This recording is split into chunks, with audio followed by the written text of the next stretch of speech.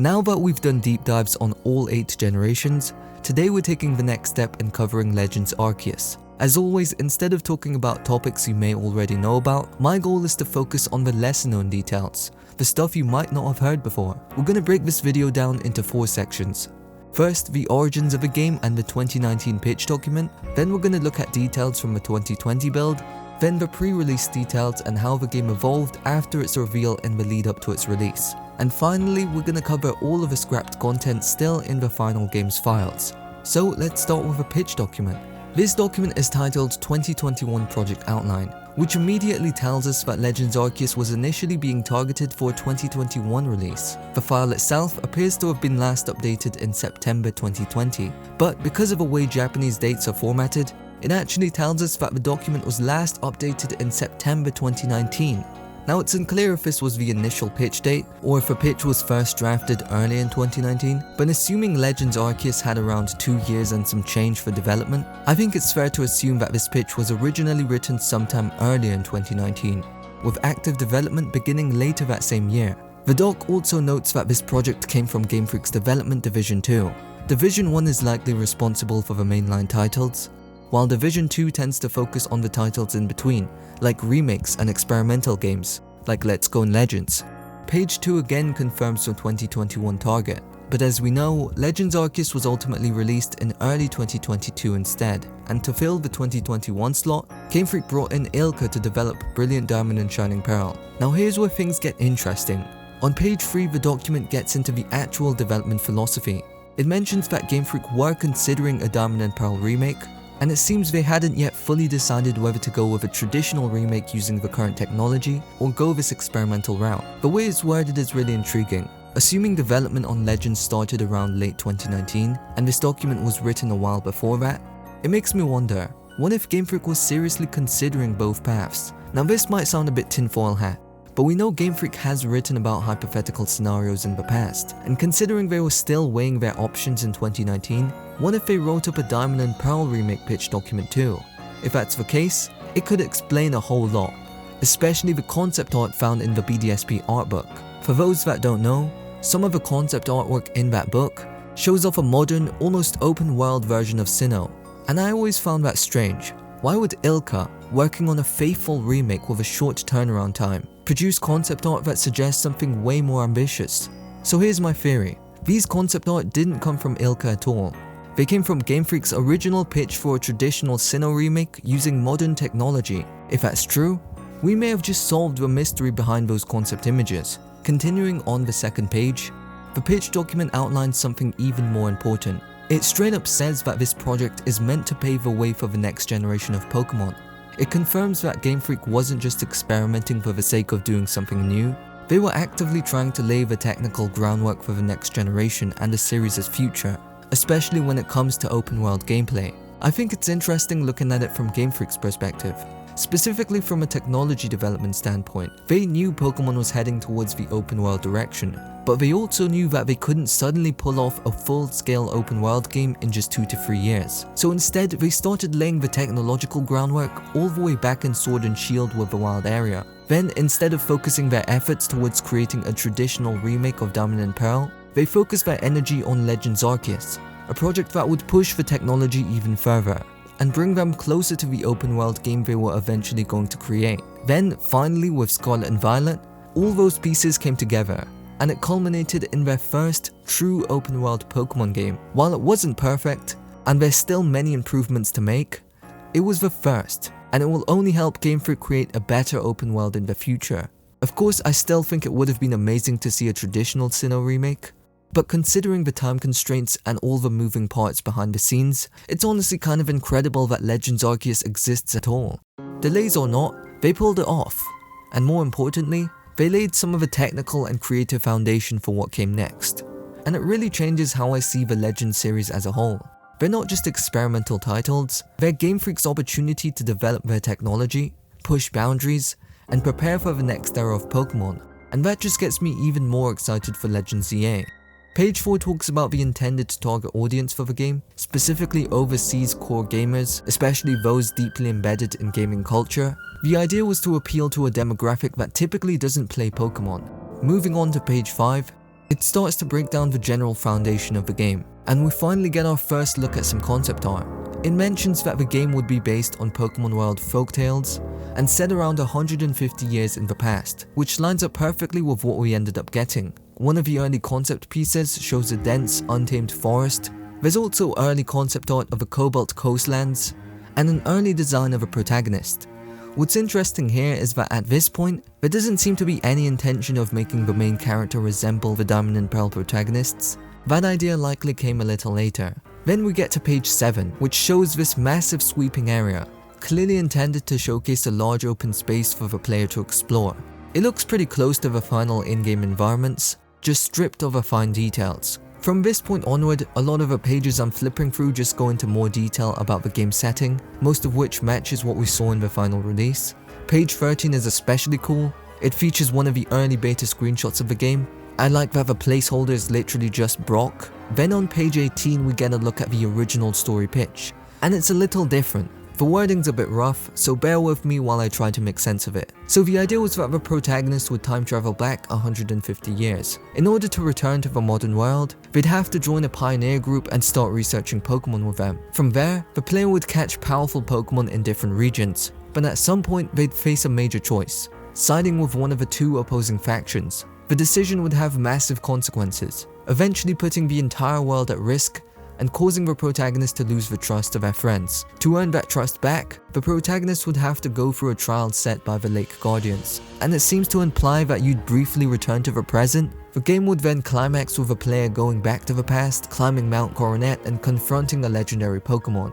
Now, a lot of these story beats did make it into the final game, but there are a few key differences. For example, the player does get expelled from Jubilife Village later in the game, but it's not a result of any choice you make. It's just part of the story. After you get expelled, you do have the option to side with either the Diamond or Pearl clan, but realistically that choice doesn't affect much. The trial with the Lake Guardians is still there too, but in the final game, the player never returns to the present, not even in the ending. It's likely a return to the present arc was completely scrapped. Moving on to page 19, we get some more concept art that looks like it was done further into pre-production. Akari's design is pretty much finalized at this point.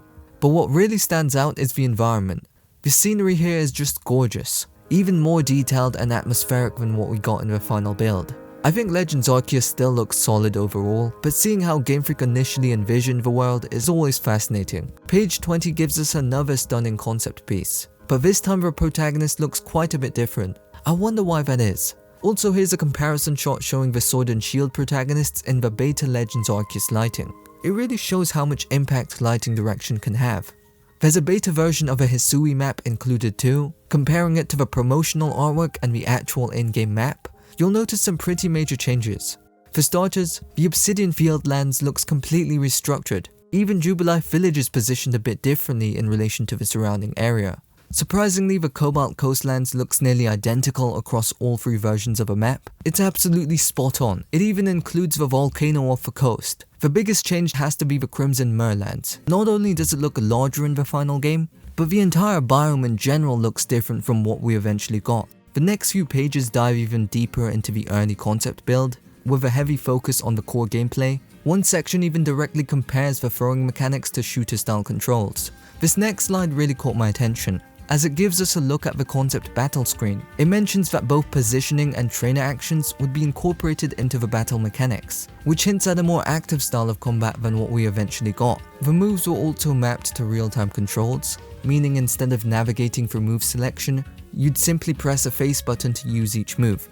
It's clear from the concept pitch that this was the direction Game Freak originally intended to go in. But now that we have more context surrounding Legends EA, we learned that the game is confirmed to be using a real-time combat system, and it's heavily speculated that the Pokemon move in sync with the player, and so it gives this pitch document a new perspective.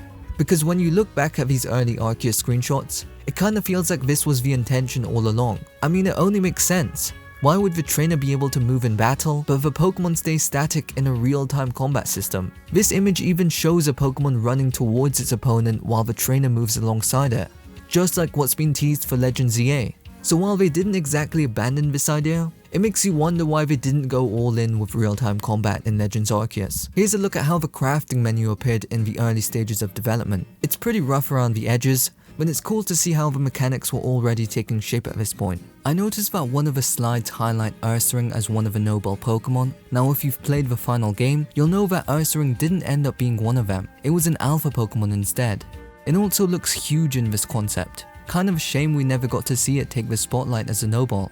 We also get a look at some early concept art of a Pokedex screen. It has this raw, handmade vibe that really leans into the idea of cataloging Pokemon for the first time. I do get why they ended up simplifying it, but man, there's something really charming about how messy and organic this prototype feels. Now here's some concept art of Jubilife Village, and right away you can tell it's pretty different from what we ended up with. I noticed that the concept version actually feels more in line with the original Jubilife city from Diamond and Pearl. It's more lore accurate in a way, and it even hints that buildings like the Galaxy Hall would eventually become the Jubilife TV station.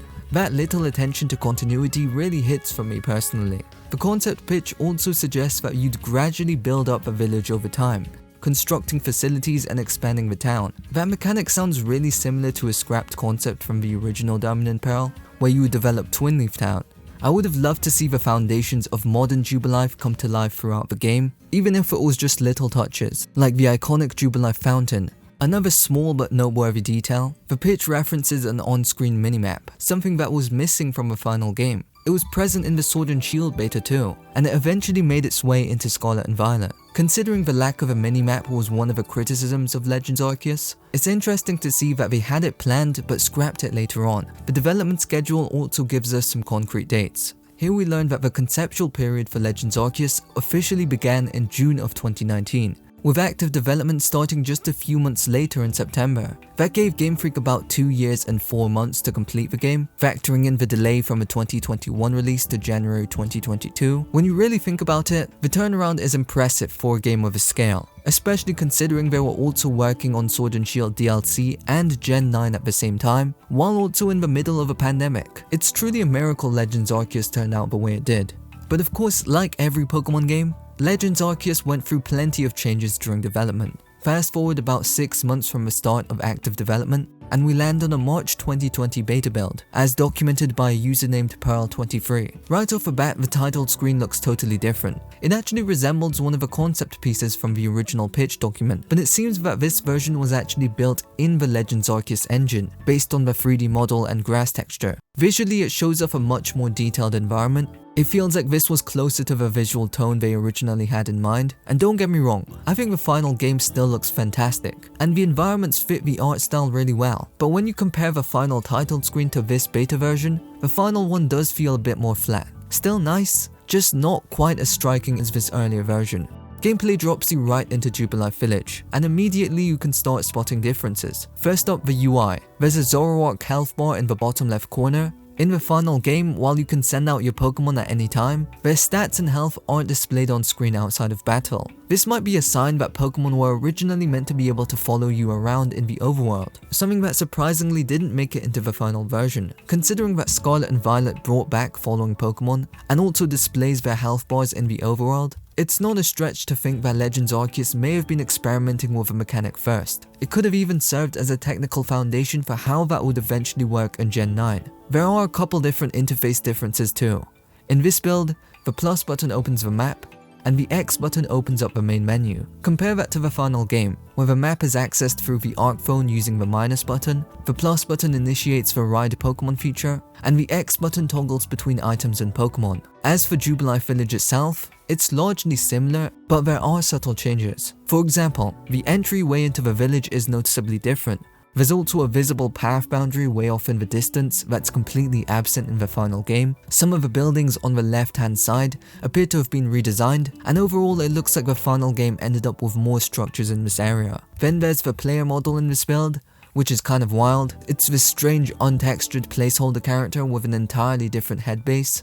This tells me that unlike in Let's Go or Sword and Shield, where they could just reuse models more directly, Legends Arceus required something more custom built, and that makes sense because the player in this game performs way more dynamic actions. It wasn't just about walking and running anymore, they had to rethink the whole animation and model system. The menu UI definitely looks way better in the final game, but I like how the beta Pokemon list kind of has a retro vibe, but in contrast I actually prefer the beta version of the trainer card. It just fits the historical setting better. and the stamp textures actually look like ink seals, though it's a very subtle detail. Pearl23 also noted some gameplay differences in this 2020 build. For one, you could jump using the B button, something absent in the final game outside of Ride Pokemon. The dodge roll was mapped to the R button instead of a Y button, and throwing a Pokeball required you to hold ZL and then press ZR. That eventually got streamlined to just holding ZR. The map system was a bit different too, as you'd have to explore the areas to fill out a blank map sheet, kind of like how it works in Minecraft. And that about wraps up the March 2020 build. Legends Arceus was officially revealed on Pokemon Day in 2021, with a planned release in January 2022, after an internal delay that we don't have much detail on. The team over at TCRF also documented a bunch of smaller differences between the pre-release trailers and the finished game. Things like Piplup originally appearing near Ginkgo Landing, only to be relocated to the Aldspire shore in the final release. The Arc Phone, Satchel, and Pokedex had different icons. Snorlax was seen wandering around freely in the overworld, but ended up as an alpha-only encounter in the final version. Even obscure details like the hairstyle selection background changed. Some of the official screenshots showed differences too. The move selection UI was visually reworked. The blue swipe calligraphy used for the nameplate was positioned higher and made more vibrant, and the health bars had a slight ink style to them. I'm not really a fan of this beta version, but I wish they did something similar to how Sun and Moon handled health bars. Another improvement I really liked, the cinematic black bars during battles and move selection weren't transparent in the beta, but they are in the final game. And even just that small tweak makes a huge visual difference in my opinion.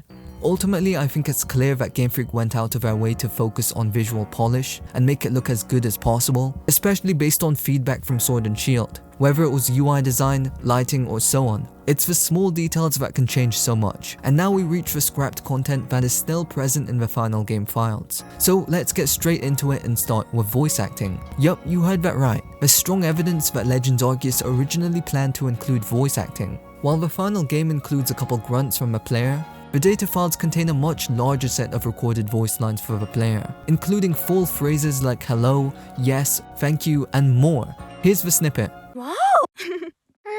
Oh. Thank you! Yeah. Yeah. Yo. Hi. Yeah. Then there's the Mega Evolution data present in the game's files. While Sword and Shield and BDSP didn't even have traces of Mega Evolution, Legends Arceus does. And while there's no concrete proof that Mega Evolution was actively planned for the game, the presence of that data suggests that Game Freak was at least considering it. I mean, at least lore-wise it checks out. We know that Mega Evolution existed long before the events of X and Y, and with Legends EA confirmed to be bringing it back, it could just be another case of a scrapped Arceus mechanic returning in ZA. While Legends Arceus famously didn't include abilities as part of its battle system, the final game does include ability data for every single Pokemon. The common theory is that this was just for Pokemon Home compatibility, but I don't think that fully explains it. After all, Sword and Shield and BDSP didn't include Mega Evolution data, and they're still compatible with Home, so why would abilities data be so crucial to Legends Arceus?